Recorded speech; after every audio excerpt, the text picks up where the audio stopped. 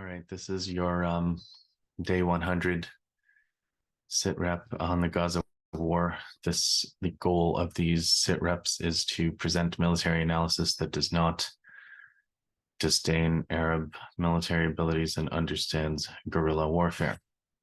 It's day 100 of the war. And it's been an eventful day since the morning because the morning was the latest speech by Syed Hassan Nasrallah, the General Secretary of Lebanese resistance group Hezbollah. But before I talk about that, I should give an update on the genocide casualties.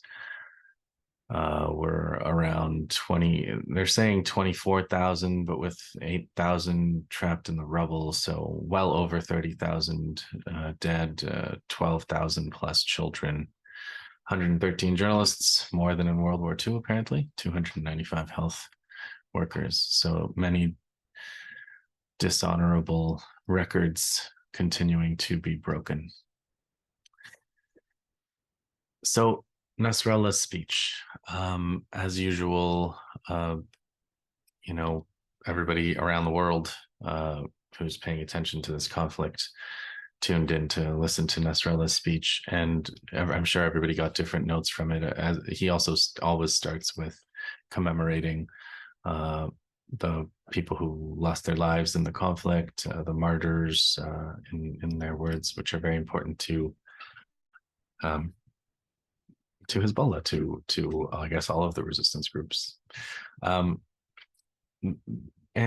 then he, as usual, also gives his analysis of what's going on in the conflict and in Gaza specifically. He talked a lot to me. One of the notable, well, I have a bunch of notes, but one of the notes is he talked a lot about how many casualties Israel is taking, how many casualties are possibly being covered up, the depth of the censorship, the importance of the censorship to Israel. And he says, we would never know what was going on except for the occasional leak if the Palestinian resistance wasn't keeping their own records as best as they could with their videos and so on, and if Hezbollah wasn't keeping records of their own. So he talked about the missile attack on that expensive air control base, Meron air control base, and he said that the Israeli media said that it just hit an open field, and he said, no, but we have our own footage of it, and we know that it was direct. Many of them were direct hits, and he said in psychological warfare this is really important because they want you to believe that all of your efforts are for nothing. Everything that you're doing doesn't add up to anything. And in fact, that's why it's so important that they always tell the truth from their perspective, right? So they do a lot of reporting and a lot of their own records and analyses just to try to overcome the censorship. But the total censorship is interesting. It's an interesting thing to think about, because one of the things that, for example, John Elmer notices, you'll see in the Electronic Intifada live streams, is how persistently you'll continuously see Israeli soldiers peeping their heads out of windows. You'll see this in the Palestinian resistance footage, which, the Israeli soldiers peep their heads in the window, and then that window is destroyed in a rocket propelled grenade attack. The whole room is blown up, and soldiers are not supposed to peep their heads out of windows in an urban combat environment. In fact, you'll see when the Palestinian resistance has videos, when they shoot their rockets, they are usually well back away from the window when they're shooting them out of windows. I mean, yeah. So what's going on there? Why don't you see the Israelis adapting from techniques that are clearly causing them casualties?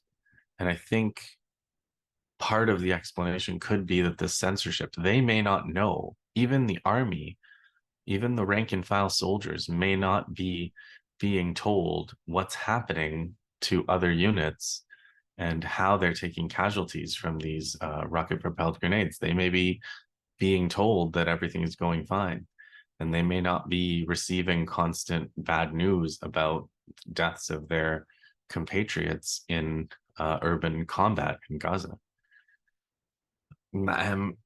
And I don't know. I don't know if that's true or not. Sometimes we've seen videos, or not videos, but sometimes we've seen tweets from Israeli media where they say, you know, it's hard to talk about. We don't want to talk about it, but today was a really bad day in Gaza. That happened a couple of days ago. And then later on, you saw that there were lots of casualties, over a dozen casualties that day. So the censorship is a big part of the story. And in some sense, it's an unknown, the extent and the importance of the censorship in how much we understand and how much we know and how much Israelis know and understand, and how that's playing into their decisions is still unknown.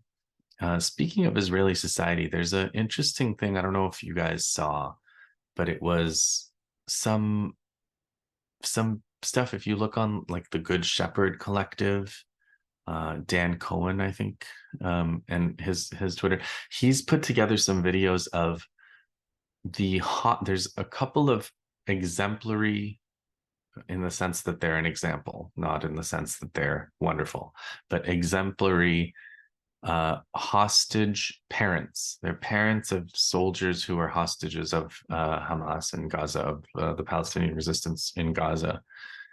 And they have said, they've gone on record saying things like, we are willing to sacrifice our children. We should be willing to sacrifice our children for the sake of victory, whatever that means. And so it's a really, these people, these two dads, have been used, and I think quite effectively, in Israeli society and Israeli propaganda, Netanyahu's propaganda, but Israeli propaganda generally. I think they've been used quite effectively to blunt the demand for a prisoner exchange that was coming early, that we heard a lot more about in the early weeks and months of the war, that the families were demanding an all-for-all prisoner exchange. And I think these dads, these sacrifice my son kind of dads, coming out there and being very visible and saying, no, you know, we've got to be willing to sacrifice I'm willing to sacrifice my son for the sake of killing more Palestinians. And I think that has succeeded. I think that has had some success. It certainly seems to me that it's blunted the Israeli hostage families' demands for a prisoner exchange. This is another case, though, of winning something and succeeding in maybe blunting the edge of parents of these soldiers and the families of these soldiers wanting their grown children, their family members back, and being willing to trade Palestinian prisoners for them.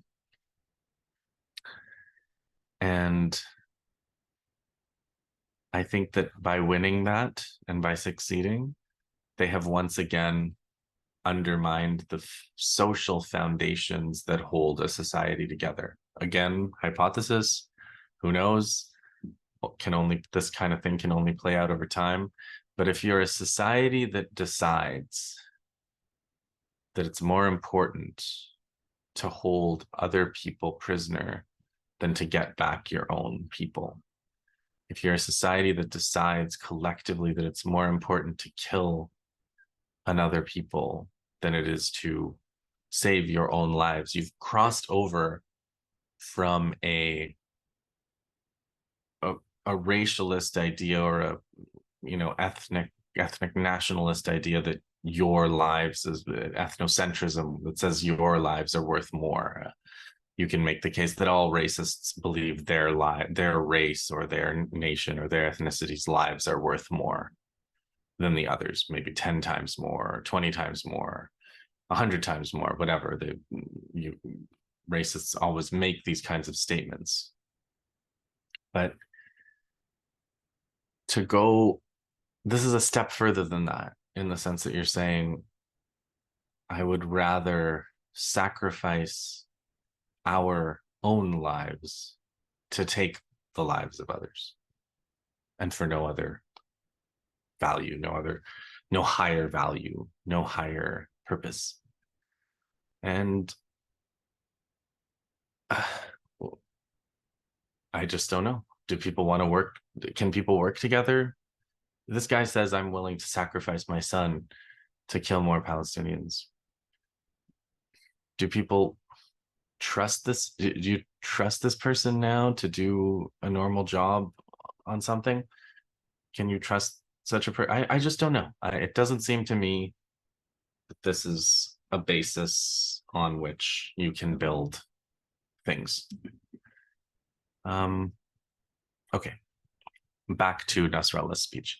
Nasrallah's speech, he mocks Israel. He says, after 100 days, you have achieved no objectives. You're out there showing that you've killed some resistance soldiers. That doesn't count, he says.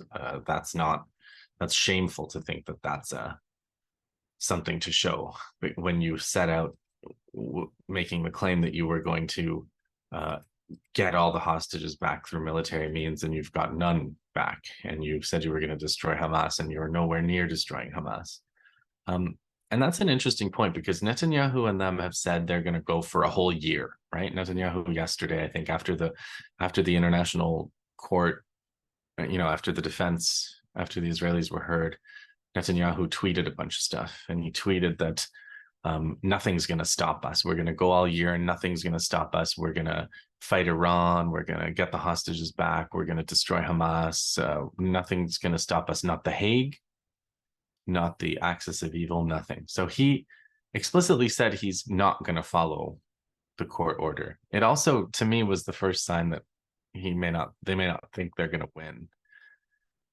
You wouldn't say, I'm not going to listen to the court if you thought you were going to win, right? So that's an interesting thing. I'm still inclined to think that they've stitched it up, that the ICJ will find, something like, please don't do this war in a way that is so bad. Please do a better job of what you're doing, and that will be sufficient to discredit the court, in my view. Nobody will ever trust the court again.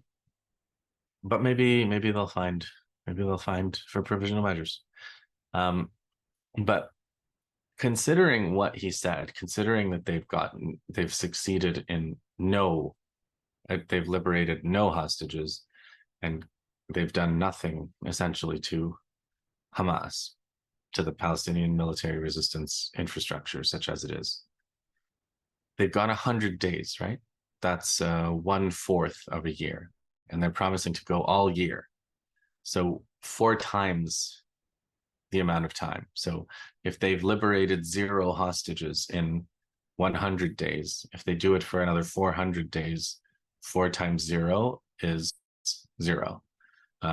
If they've destroyed some insignificant fraction of Hamas's military capacity, that insignificant fraction times 4 is still insignificant. Meanwhile, it looks to me like the Palestinian resistance has destroyed an important fraction of Israel's armor, and Hezbollah has destroyed a significant fraction of Israel's surveillance capability on the border.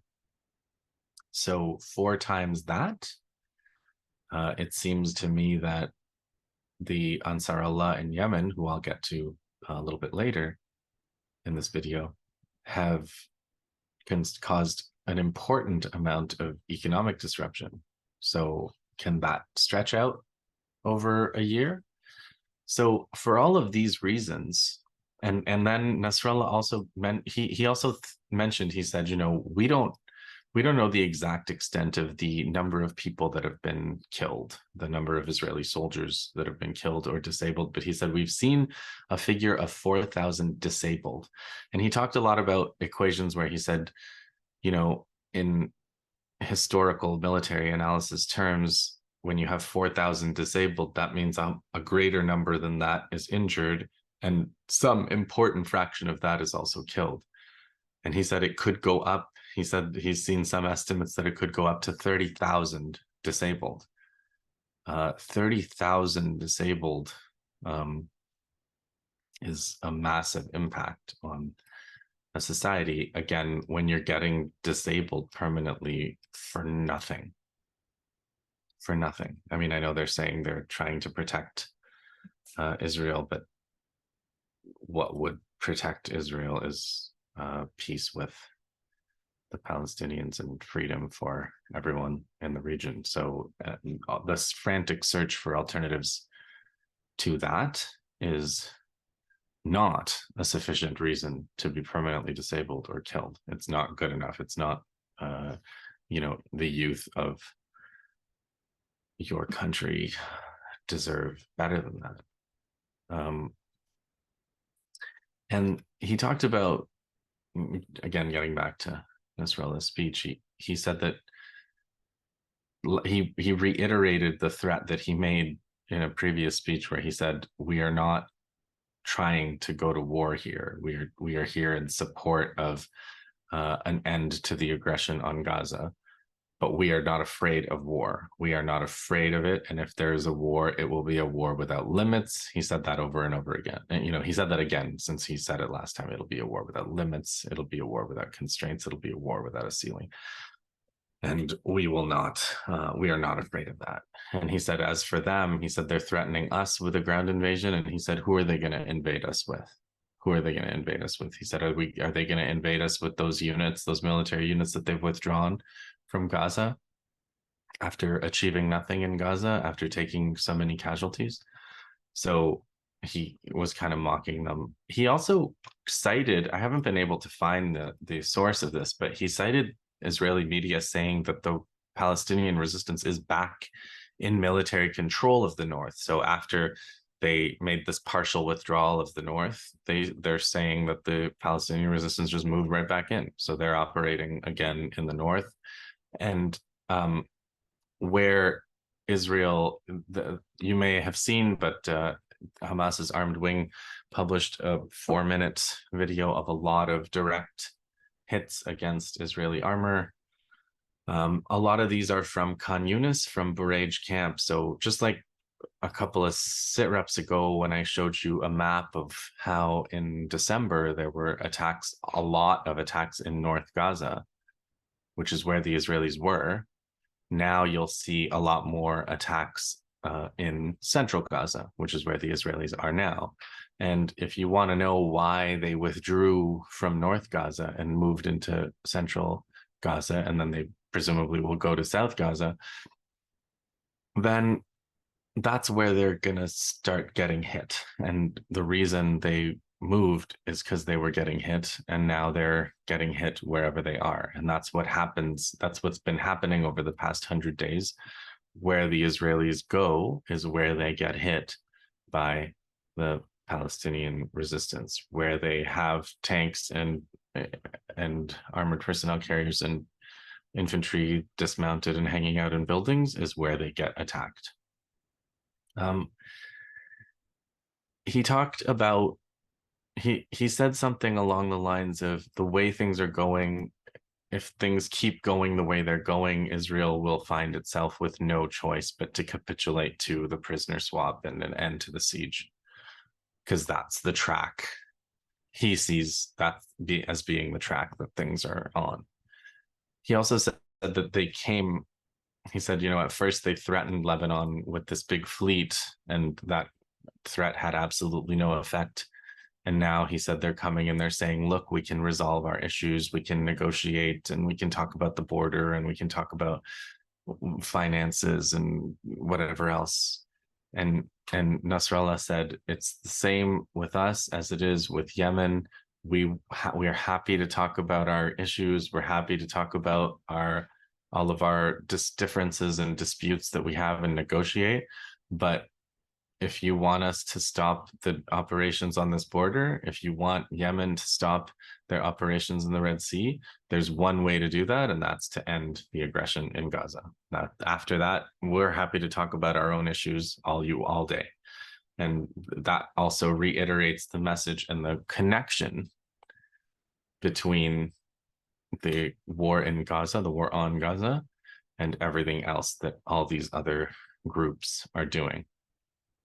So in terms of military tactics, I made a note that it's very interesting. I think a lot of people have noted that the way that Hezbollah is repurposing anti-tank missiles to attack all kinds of targets is innovative. It's also interesting because they're clearly holding back a lot of their capacities by just really innovating and hacking and repurposing the anti-tank missiles for any number of purposes. They're using them like snipers, rifles. They're using them to attack buildings, radar targets, all kinds of things. So the anti-tank missile has become a really, really key weapon in this war, in both Hezbollah's use of it and Hamas's use of it, the Palestinian resistance generally. I'll mention Iraq just for a second. Iraq, because Nasrallah mentioned this, he said that they have reason to believe that the Iraqi long-range missile hit an important target in Haifa. And again, he said, we don't know. The Israelis haven't said so because of censorship. The Israelis are saying there was some explosion that happened for accidental reasons. So there's things, the Iraqi resistance groups are launching long-range missiles that are hitting Israel. And these missiles are bigger and possibly larger payload missiles than any rockets that are coming from Gaza. As far as Iraq, I mentioned that the Prime Minister of Iraq said, we want the Americans out and we're going to figure out how to get them out soon. The Americans made a public statement saying, no, we're still here. They still need us to fight ISIS, which of course is a joke because ISIS is widely in the region, let's at least say, thought of as a U.S. Concoction that's basically run by the U.S. So it's rather convenient to say that the Iraqis need them to fight ISIS. Meanwhile, the Iraqis don't, and are saying they don't. In the West Bank, there's an interesting there's a statement. So you guys remember that Hamas's armed wing is called the Qassam Brigades, the Izzad-Din al-Qassam Brigades. The armed wing of Fatah, which is the other big political party in Palestine, Fatah is the party of Yasser Arafat, the I guess hegemonic leader for several decades until his death. I think he died around 2008, maybe a bit earlier. I'll double check, but I think let me just check while we talk. 2008, 2004. Yeah, there you go. Things are always a lot earlier than I think they are. So he died in 2004. He was poisoned, I guess, and his successor, Mahmoud Abbas, collaborates with Israel. He said that he's on record saying the security cooperation agreement with Israel, between Israel and Fatah, is the Palestinian Authority, is sacred. So it's a religious commitment for him. So the armed wing of Fatah is the Al-Aqsa Martyrs Brigades. So just like the Hamas, analogous to the armed wing of Hamas being the Al-Qassam brigades, the Izz-ad-Din Al-Qassam brigades. The Fatah armed wing is the Al-Aqsa Martyrs Brigades. And the Al-Aqsa Martyrs Brigades have been doing operations against Israeli troops in Gaza. They've, when you looked at, if you look at the daily updates or some of the videos or reports that are put out, you'll see Al-Aqsa Martyrs Brigades describe ambushes or attacks against Israeli armored vehicles, anti-tank weapons, using it to anti-tank weapons, etc. So all of that Al-Aqsa Martyrs Brigades is doing in Gaza. But in the West Bank, there's a growing dissatisfaction between the Al-Aqsa Martyrs Brigades and the Fatah political party, of which Al-Aqsa Martyrs Brigades is the armed wing. And they've made a statement together saying, we expect you to stop collaborating. Yeah, I mean, so that's a definite, like, watch this space kind of situation. Speaking of Al-Qassam, back to Al-Qassam, the spokesperson for Al-Qassam, Abu Obeida, has also made a speech today. Just to say a little bit more about the Al-Aqsa Martyrs Brigades, yeah, they said they want the prisoners all released. They want people they're saying they expect the Fatah leadership to join the resistance and the revolution. So Abu Obeida made a speech today. He said, we're expanding our operations all over the place. We've attacked 1,000 military vehicles over the past 100 days. We have domestically produced most of our weapons. He said that the Palestinian fighters are the greatest industry. It's not what we're producing is an industry of the Palestinian fighter whose will and determination cannot be withstood by any force on earth. He says that the will and courage of the Israeli soldiers is weak, and they flee despite carrying weapons and equipment. And there's another point. I saw a note in the media a couple days ago about Red Cross wanting to go and give medicine to the Israeli prisoners, and one of the Hamas spokespeople said, "We are happy to share medicine with the prisoners that our people get. We will not be facilitating medicine that our people are not getting to get to the prisoners."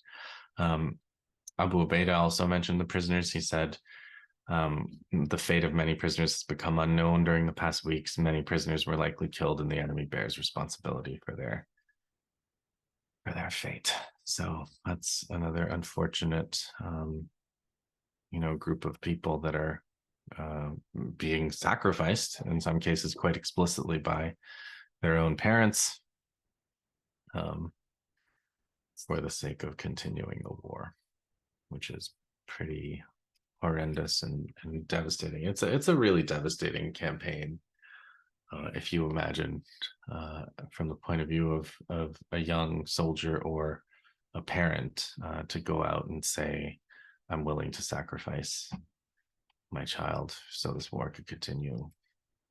I really don't understand that. So that's it for the Gaza front. That's it for the Lebanon front. That's it for Iraq for today. And so there's two other little things I want to tell you before I go. One of them is a headline, which it's quite a headline, because yesterday and the day before, or a couple days ago, and then 2 days ago, and then 3 days ago, the U.S. bombed Yemen, right, as a way of showing that they're going to showing the will to keep the shipping lanes open, to show the consequences of trying to stop shipping to Israel. And as far as I know, nobody even really understands this is why the U.S. bombed Yemen. There's a lot of people if you follow apparently the North American news, you don't even know who they are, who the Houthis are, whether there's any connection, what the Houthis were doing. So I found that surprising. But I wanted to show you this headline because I thought it was great, because they did not bomb Yemen yesterday, and they did not apparently bomb Yemen today. They bombed Yemen. The U.S. bombed Yemen for 2 days, and here's the headline: U.S. is optimistic that the Yemen strikes degraded the Houthi capabilities. The Pentagon on Friday appeared to be cautiously optimistic that they'll be unable to replicate the type of complex attacks. They hit nearly 30 locations in Yemen using 150 munitions. I know we've degraded their capability. I don't believe they'd be able to execute the same way what they did the other day, but we'll see. So they're optimistic. And I guess in this kind of conflict, optimism is important. I don't think that Yemen's capabilities were degraded. I'm willing to go out on a limb and say that. But as the U.S. spokesperson said, we will see. Last thing for tonight is, I mentioned, I think we've all seen that Germany plans to intervene because they're copywriting. Craig Murray, who was at the International Court of Justice proceedings, he mocked Germany. He said, apparently Germany is protecting Germany's intellectual property in the art of genocide. Perhaps they might in future license genocide or allow Israel to continue genocide on a franchise basis. But I think the thing that overshadowed Germany's incredibly embarrassing